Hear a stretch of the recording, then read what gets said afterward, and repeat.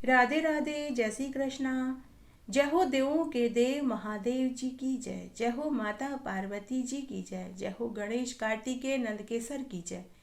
आइए अब हम श्रावण मास के महात्म्य का 7वां अध्याय और 7वें दिन की पुण्य फल देने वाली कथा और अंत में देवों के देव महादेव जी की आरती सुनेंगे। श्रावण मास के इस अध्याय में सबसे पहले हम 7वां अध्याय सुनेंगे। उसके बाद श्रावण मास के मंगलवार की व्रत कथा और अंत में आरती सुनेंगे।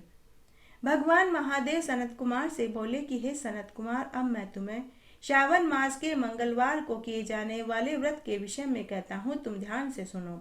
यह व्रत करने से वैधव्य का दुख नहीं भोगना पड़ता। विवाह के बाद प्रत्येक सप्ताह 5 साल तक यह व्रत करना चाहिए। यह मंगला गौरी नाम से व्रत कहलाता है। यह सब पापों का निवारण करने वाला व्रत है। विवाह के पश्चात सावन मास के पहले मंगलवार से यह व्रत आरंभ करना चाहिए। फूलों का मंडप बनाकर केले के स्तंभ, अनेक प्रकार के फूलों व रेशमी वस्त्रों से उसे सुसज्जित करें। स्वर्ण तथा अपनी सामर्थ्य अनुसार अन्य किसी धातु की मूर्ति उस वेदी पर स्थापित करें। उस मूर्ति में मंगला गौरी का आवाहन करके षोडशोपचार विधि से 16 दुर्वा, 16 अपमार्ग, चने की दाल के 16 दाने व 16 बत्तियों का दीपक जलाकर पूजन करें। श्रद्धा भक्ति भाव से नैवेद्य अर्पित करें। वेदी के सामने चांदी की सिल व लोढ़ा बनाकर स्थापित करें। इस प्रकार 5 साल तक व्रत करते हुए प्रत्येक बार वायना निकालें और वायना अपनी सास या ननद को देवे। वायना का विधान इस प्रकार है। यथाशक्ति स्वर्ण की मूर्ति, स्वर्ण तथा चांदी का कलश बनाकर उसमें चावल भरें। कलश के ऊपर मंगला गौरी की मूर्ति रखें। चांदी का सिल लोढ़ा रखें। कलश के ऊपर पहनने के वस्त्र चोली रखकर अपनी सास या ननद को वह सामान बायने में दें। बायने में 16 सुहागिन ब्राह्मणियों को भोजन करावें। भगवान महादेव आगे बोले कि हे सनत कुमार, इस प्रकार से यह उत्तम व्रत करने से 7 जन्म तक अटल सौभाग्य सहित सुहागिने पुत्र पौत्र धन धान्य से युक्त होकर इस जीवन के समस्त सुखों को भोग कर परम आनंद को प्राप्त होती हैं। तब श्री सनत कुमार बोले कि हे ईश्वर, सबसे पहले यह व्रत किसने किया और उसे इस व्रत का क्या फल मिला, मैं वह अब सुनना चाहता हूँ। तब भगवान महादेव बोले कि हे विप्रश्रेष्ठ, सबसे पहले श्रावण मास के मंगलवार का व्रत किसने किया और उसे इस व्रत का क्या फल मिला, अब मैं सारा विधान। प्राचीन काल में कुरु देश में श्रुतिकीर्ति नाम का एक राजा था। वह बड़ा ही यशस्वी, विद्वान, शत्रु विहीन, समस्त कलाओं का संपन्न, श्रेष्ठ धनुर्धर था। वैसे तो उसे सारे सुख उपलब्ध थे, किंतु उसके कोई संतान नहीं थी, जिसके कारण वह हमेशा दुखी रहता था और संतान प्राप्ति के लिए देवी की पूजा किया करता था। देवी ने एक दिन उसकी पूजा से प्रसन्न होकर कहा कि हे राजन, मन वांछित वरदान मांगो। मैं तुम्हारी पूजा और व्रत से संतुष्ट हुई। तब राजा ने विनय पूर्वक देवी से कहा कि हे देवी, मुझे सुंदर पुत्र प्राप्ति का वरदान दीजिए। राजा की दीनतापूर्ण वचन सुनकर देवी ने कहा कि हे राजन, मैं तुम्हें पुत्र अवश्य दूंगी। वह पुत्र अत्यंत ही गुणी और श्रेष्ठ होगा, किंतु वह 16 वर्ष तक ही जीवित रहेगा। तब राजा ने अपनी पत्नी से परामर्श किया तो उसकी पत्नी ने 16 वर्ष की आयु वाला गुणी और श्रेष्ठ पुत्र की याचना करी। देवी ने राजा से कहा कि हे राजन, मेरे द्वार पर आम का एक वृक्ष है। उस वृक्ष में से तुम एक आम ले जाकर अपनी पत्नी को खिला दो। उस आम को खाने से तुम्हारी पत्नी अवश्य गर्भवती हो जाएगी। देवी की आज्ञा अनुसार राजा ने आम का एक फल लाकर अपनी रानी को दे दिया, जिसके फल स्वरूप रानी गर्भवती हो गई और 10वें महीने में उसके देवता के समान अति सुंदर पुत्र ने जन्म लिया। राजा ने बड़े ही हर्षोल्लास पूर्वक उसका जात कर्म संस्कार संपन्न करवाया तथा स्वयं भगवान शिव की पूजा अर्चना करने लगा। राजा ने अपने पुत्र का नाम चिरंजीव रखा। जब बालक ने 16वें वर्ष में प्रवेश किया तो राजा रानी को चिंता ने घेर लिया।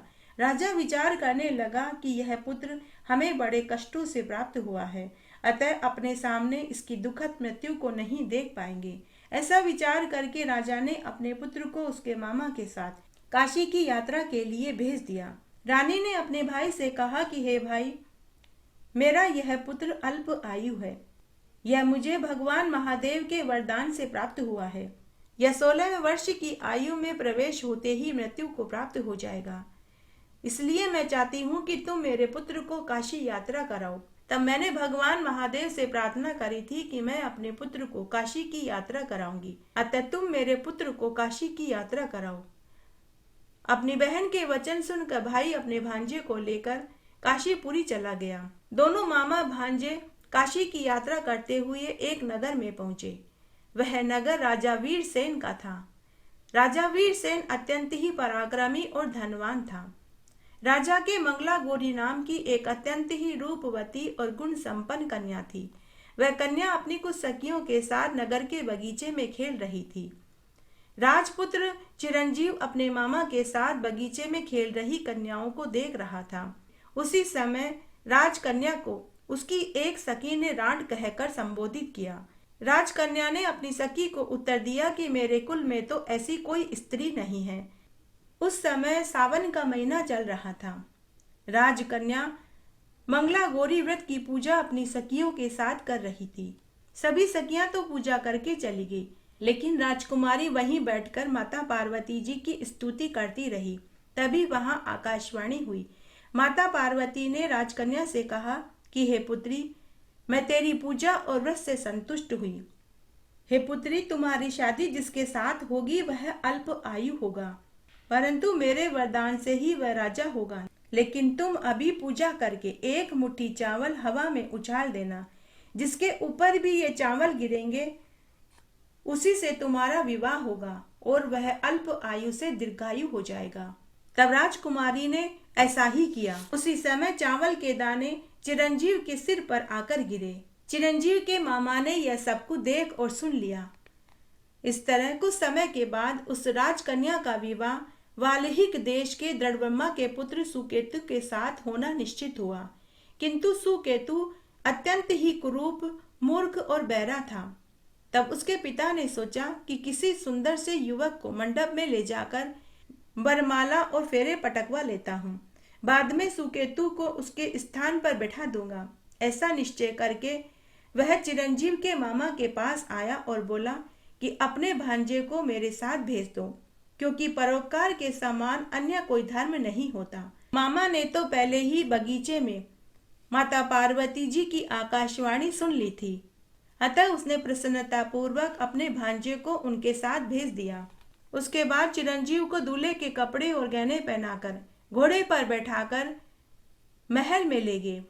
वरमाला और फेरे संपन्न हो गए। सप्तपदी और विवाह कार्य संपन्न होने के बाद चिरंजीव व राजकन्या महल में सोने के लिए चले गए। उस दिन चिरंजीव का 16वें वर्ष भी समाप्त हो गया। अर्धरात्रि के समय चिरंजीव को डसने के लिए एक काला नाग आया, किंतु संयोगवश राजकुमारी जाग रही थी। काले सर्प को अपने पति की ओर जाते हुए देखकर राजकुमारी भय से कांपने लगी। तब उसने धैर्य धारण करते हुए षोडशोपचार विधि से सर्प का पूजन करा, उसे कच्चा दूध और मिठाई खिलाई और 3 वचनों से सर्प की स्तुति करी। राजकुमारी मंगला गौरी याचना करने लगी कि मैं अपने पति की दीर्घायु के लिए सावन मास में मंगला गौरी का व्रत धारण करूंगी। उसी समय वह सर्प बेहोश हो गया। राजकुमारी ने सर्प को उठाकर कमंडल में डाल दिया तथा कमंडल का मुख अपनी चोली से बांध दिया। थोड़ी देर के बाद चिरंजीव अंगड़ाई लेता हुआ उठकर खड़ा हो गया और राजकुमारी से बोला कि मुझे बहुत भूख लगी है, कुछ खाने को दो। राजकुमारी ने दासी के साथ खाने के लिए 56 तरह के व्यंजन मंगवाए। तब राजकुमारी और चिरंजीव ने प्रसन्नता पूर्वक स्वादिष्ट भोजन खाया, किंतु हाथ धोते समय चिरंजीव की सोने की अंगूठी निकल गई। उसके बाद राजकुमारी ने चिरंजीव को खाने के लिए पान दिया। पान खाते समय पान की कुछ पीक राजकुमारी की जांघ पर गिर गई, जिसको चिरंजीव ने अपने रुमाल से साफ किया। उसके बाद वे देर रात्रि तक चौपड़पासा खेलते रहे। थोड़ी देर के बाद चिरंजीव को गहरी नींद आ गई, लेकिन राजकुमारी जागती रही। तब राजकुमारी कमंडल जिसमें कि सर्प था उसे बाहर फेंकने गई। तब उसने देखा कि कमंडल में सर्प की जगह सुंदर हार हो गया था। सर्प की जगह हार देखकर राजकुमारी को बड़ा आश्चर्य हुआ। उसने वह हार अपने गले में पहन लिया। प्रातःकाल होने से पूर्व चिरंजीव का मामा आया और अपने भांजे को वापस ले गया। वर पक्ष वालों ने चिरंजीव की जगह सुकेतु को बैठा दिया। राजकुमारी ने सुकेतु को देखा तो वह अपने माता पिता से बोली कि यह मेरा पति नहीं हो सकता। लड़के वाले कहने लगे कि यही तुम्हारा पति है, रात्रि में इसी से तुम्हारा विवाह हुआ था। राजकुमारी कहने लगी कि यदि यही मेरा पति है तो पहले यह मुझे बताए कि हमने सुहागरात में क्या क्या किया था तथा इसने मुझे जो रात्रि में अंगूठी और हार दिया था उसकी पहचान बताए। रात को हमने भोजन में क्या क्या खाया। मेरे पति का केसर से सना हुआ पैर मेरी जांघ से लगा था, उसे पहचाने। यह भी बताए कि रात के समय हमने और क्या क्या बातें करी, हमने भोजन में क्या क्या खाया। राजकन्या की बात से सब सहमत हो गए, परंतु सुकेतु राजकुमार के पास कोई उत्तर देते नहीं बना। तब राजा रानी ने अपनी बेटी मंगलागौरी को उनके साथ विदा नहीं किया। बारात बैरंग लौट गई। राजा ने महल के बगीचे में चिक डालकर मंगलागौरी को बैठा दिया। उधर मामा भांजे काशी में यज्ञ हवन पूजा पाठ और दान पुण्य कर रहे थे। 1 साल बाद वापस वे अपने घर लौट रहे थे। तब लौटते समय राजा वीरसेन का नगर आया। तब दोनों मामा भांजे यह जानने के लिए कि राजकुमारी का क्या हुआ, वे महल में देखने आए। ऊपर झरोके में राजकुमारी बैठी थी। उसने चिरंजीव को पहचान लिया और अपने माता पिता से बोली कि यही मेरा पति है, इसी के साथ मेरा विवाह हुआ था। राजा ने अपने बंधु बांधुओं को बुलाकर राजकुमारी से सारी पहचान करवाकर मंगलागौरी को चिरंजीव को देने का निश्चय करके हर्षोल्लास के साथ वस्त्र आभूषण खूब सारा दान दहेज देकर रथ में बैठाकर विदा कर दिया। चिरंजीव जब अपनी स्त्री, मामा और दास दासियों सहित और खूब सारे धन के साथ नगर में आया तो उसके माता पिता ने यह समाचार सुना तो उन्हें विश्वास नहीं हुआ।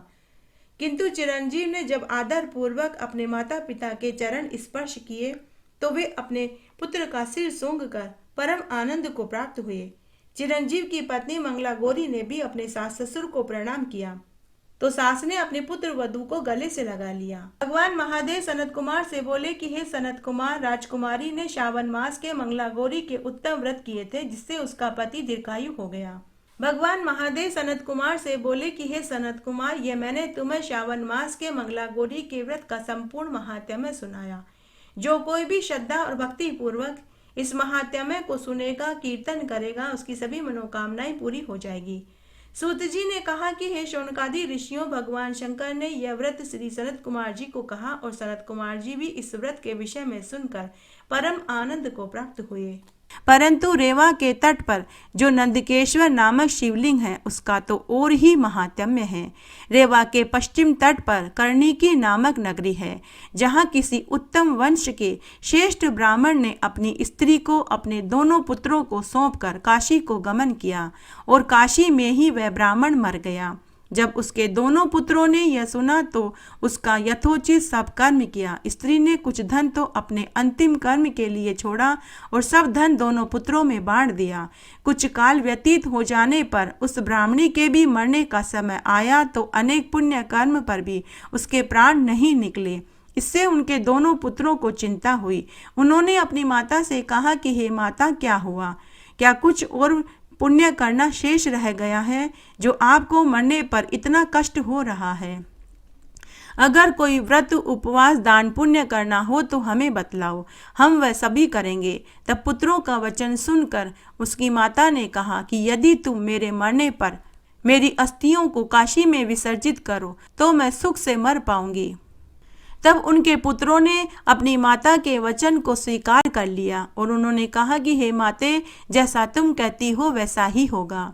तब उनकी माता ने शिवजी का स्मरण किया और अंतिम सांस ले ली। उसके पश्चात तीर्थ कामना से उसका पुत्र सुवाद माता की अस्थियों को लेकर काशी चला गया। वहां जाकर संध्या आदि कर्मों को कर उसने अद्भुत कर्म करने वाले शिवजी की स्तुति करी। तब वह काशी में जिस ब्राह्मण के घर ठहरा वहां रात में एक बड़ा ही आश्चर्य हुआ। सूत जी बोले कि ब्राह्मण के आंगन में एक बहुत सुंदर गाय बंधी हुई थी और साथ ही उसका एक बछड़ा भी था, परंतु सायंकाल के समय वह दूही न जा सकी क्योंकि ब्राह्मण घर पर नहीं था और ब्राह्मणी को दूध दूना नहीं आता था।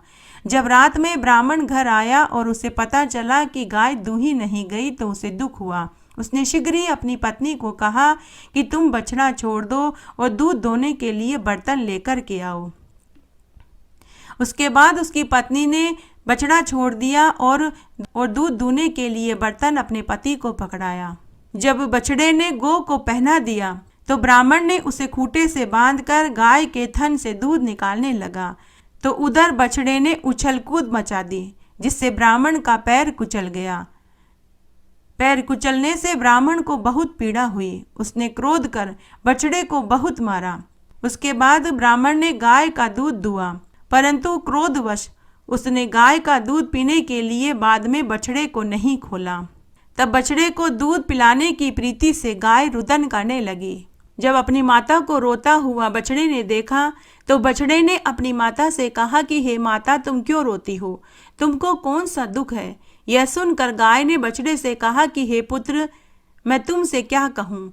उस दुष्ट ब्राह्मण ने तुझे बहुत मारा और मेरा दूध पीने के लिए तुझे छोड़ा भी नहीं। इसी बात से मैं दुखी हूँ। अपनी माता का वचन सुनकर बछड़े ने कहा कि हे माते, प्रारब्ध के ऊपर संतोष करो। क्या करे, कहाँ जाए? हम कर्मों में बंधे हुए हैं। पूर्व जन्म में जो कर्म हमने किए हैं वो तो हमें भोगने ही पड़ेंगे। कोई सुख दुख का देने वाला नहीं होता। पूर्व जन्म के अपने ही कर्म हैं जिन्हें हम भोग रहे हैं। अपने ही कर्म से हम सुख और दुख पाते हैं। सब कुछ कर्मों में ही स्थित है। इसलिए हे माते, तुम दुख मत करो। ये जितने भी जीव हैं ये सब कर्म में बंधे हुए हैं, इस कारण तुम चिंता मत करो। तब गाय अपने पुत्र के ज्ञानपूर्ण नीतिपूर्ण वचनों को सुनकर पुत्र शोक से व्याकुल हो दीन हो यह बोली कि हे वत्स, मुझे सब ज्ञात है। सब जीव कर्म के अधीन हैं, तब भी माया में फंसी हुई मैं दुख को प्राप्त हो रही हूँ और रुदन कर रही हूँ।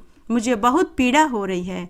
तब माता के वचनों को सुनकर बछड़ा फिर से बोला कि यदि तू ऐसा जानती है तो फिर क्यों रोती है? कर्म को बिना भोगे कोई उपाय नहीं, अतः दुख का त्याग करो। पुत्र के कथन को सुनकर गाय ने एक लंबी सांस ली और बछड़े से बोली कि हे पुत्र, मेरा दुख तो अब तब जाएगा जब वैसा ही दुख मैं इस ब्राह्मण को दूंगी।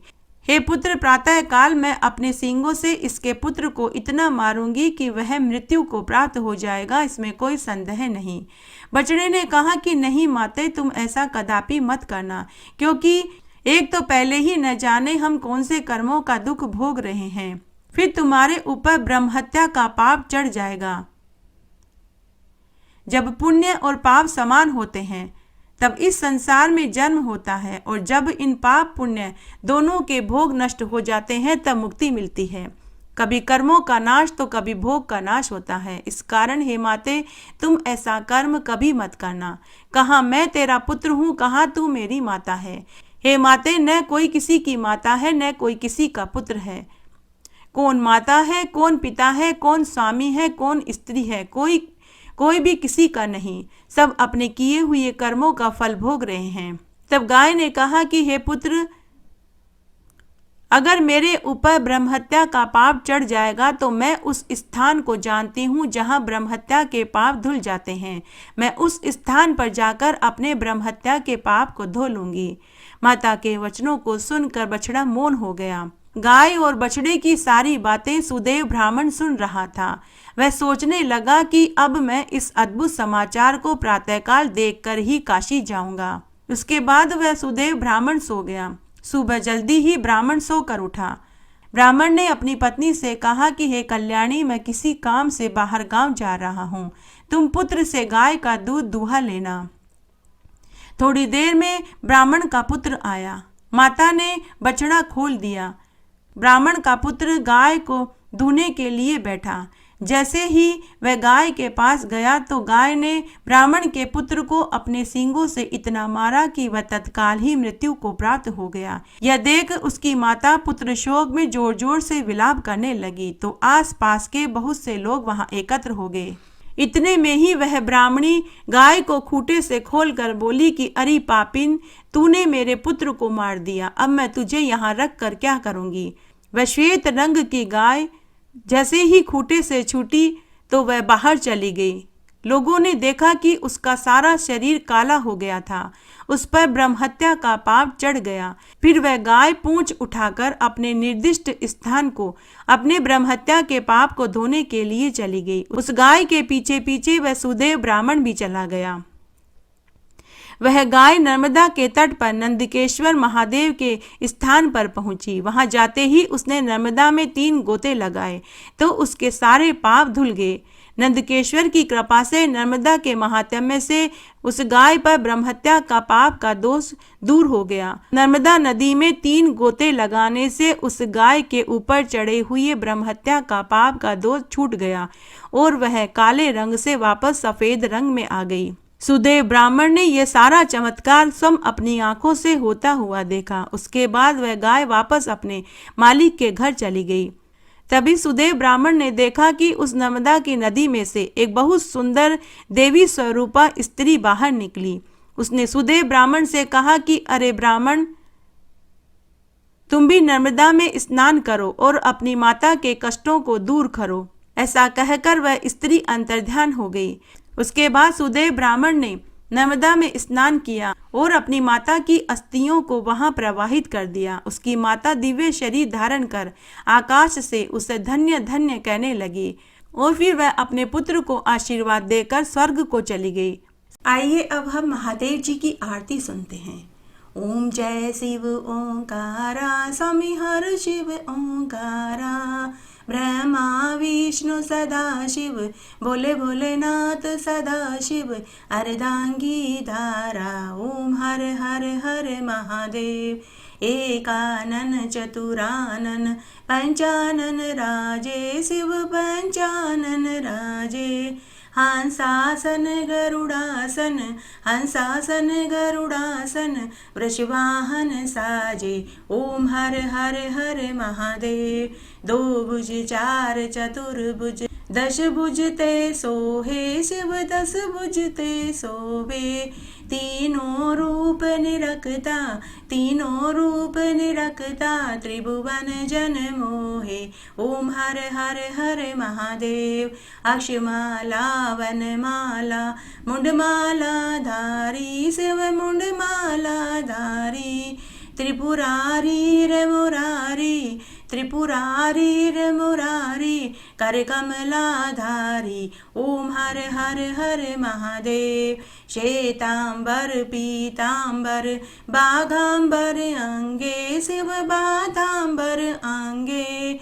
सनकादिक ब्रह्मादिक, सनकादिक ब्रह्मादिक, भूतादिक संगे। ओम हर हर हर महादेव, करके मध्य कमंडल, चक्र त्रिशूल धरता, शिव चक्र त्रिशूल धरता। सुख करता दुख हरता, सुख करता दुख हरता, जग पालन करता। ओम हर हर हर महादेव, 64 योगिनी गावत, नृत करत भेरू, शिव नृत करत भेरू। बाजत ताल मृदंगा, बाजत ताल मृदंगा, अर बाजत डमरू। ओम हर हर हर महादेव, लक्ष्मी वर सावित्री, पार्वती संगे, शिव पार्वती संगे। अर्धांगी गायत्री, अर्धांगी गायत्री, सिर सोहे गंगे। ओम हर हर हर महादेव, काशी में विश्वनाथ विराजे, नंदो ब्रह्मचारी, शिव नंदो ब्रह्मचारी। नितुट भोग लगाऊं, नितुट दर्शन पाऊं, महिमा अति भारी। ओम हर हर हर महादेव, ब्रह्मा विष्णु सदा शिव, जानत अविवेका, शिव जानत अविवेका। प्रणवाक्षर के मध्य, प्रणवाक्षर के मध्य, ये तीनों एका। ओम हर हर हर महादेव, त्रिगुण स्वामी जी की आरती जो कोई जन गावे, शिव जो कोई जन गावे। कहत शिवानंद स्वामी, कहत भोलानंद स्वामी, मन वांछित फल पावे। ओम हर हर हर महादेव, ओम जय शिव ओंकारा, स्वामी हर शिव ओंकारा। शिव पार्वती का प्यारा, शिव ओढ़त मृगशाला, शिव बरसत जलधारा, शिव पीवत भंग प्याला, शिव पहनत मुंडमाला। भोले भोलेनाथ सदा शिव, काशी विश्वनाथ सदा शिव, पार्वती का प्यारा ओम हर हर हर महादेव। जय हो महादेव, पार्वती जी की जय। इस तरह आज हमने श्रावण मास का 7वां अध्याय, 7वें दिन की पुण्य फल देने वाली कथा और अंत में देवों के देव महादेव जी की आरती सुनी। आशा करती हूँ यह आपको जरूर पसंद आएगा। मेरे साथ बने रहने के लिए आपका धन्यवाद। आगे आने वाली कथा कहानी के लिए भी आप इसी तरह मेरे साथ बने रहें। धन्यवाद।